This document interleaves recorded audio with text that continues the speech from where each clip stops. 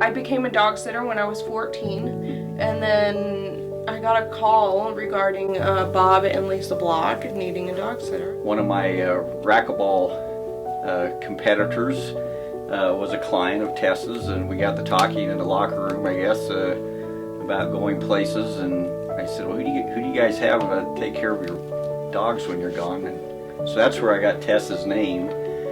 So I called Tess, and she came out and met her dogs and her chickens. Very happy animals. Yeah. Anyway,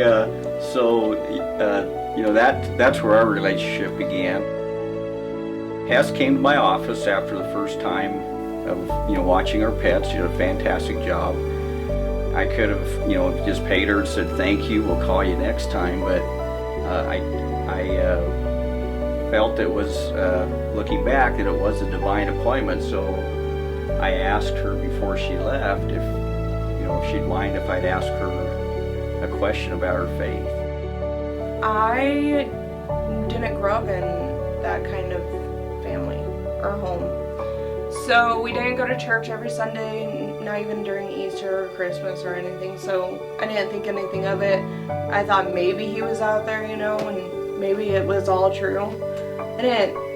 I never pursued it. So I just left it because I was in that family who never pursued that type of thing. My cousin, she was the only one in our family that does go to church every Sunday. She always pushed me to go, but she apparently didn't have the right words that like Bob did, and actually asked me how I feel about it.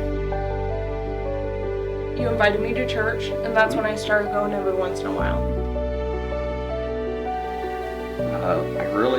I respect what Tess, her response was, I want this to be real, I'm not quite ready yet. Yeah, it didn't happen right away. One morning she showed up and we hadn't talked, but God prompted her to be there that Sunday.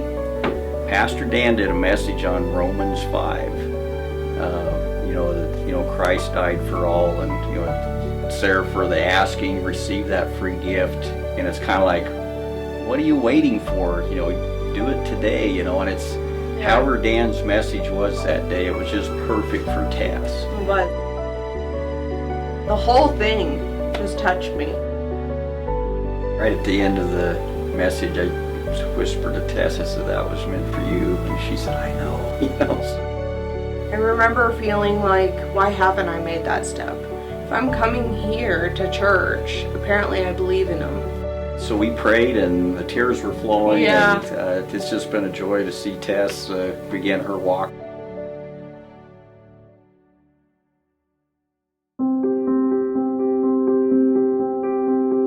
I just felt out of place beforehand, because I wasn't in that step of believing in him. Why am I here? I don't feel like I should be here because I don't read the Bible, because I don't pray, things like that. So then after that step I took, I felt more accepted, even though I know that I'm always accepted here. And it felt really good, honestly.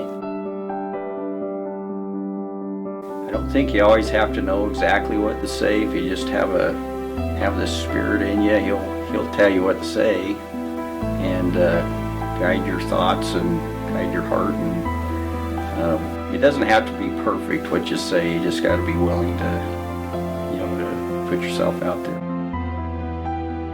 It's opened a lot of different sides of relationships with two of my family members. And now my cousin and I share more than just friendship. We talk about Jesus Christ and the church, what she did at church and what I experienced. Recently I did, suggest to Tess to, how about your mom, how about, some of your other family members, invite them to church. I know we're called to make disciples of all nations, and, that's not just making converts, it's making disciples. Be aware of, those divine appointments that the Lord places in front of you every day. Somebody you see throughout the day, you could have a casual conversation and, see you next time or whatever, or maybe there's an opportunity to, ask them about their spiritual beliefs, and you never know what might happen. Yeah. You wouldn't have expected that from your dog sitter. That's our story, and Yeah. we're sticking to it, right? Yes.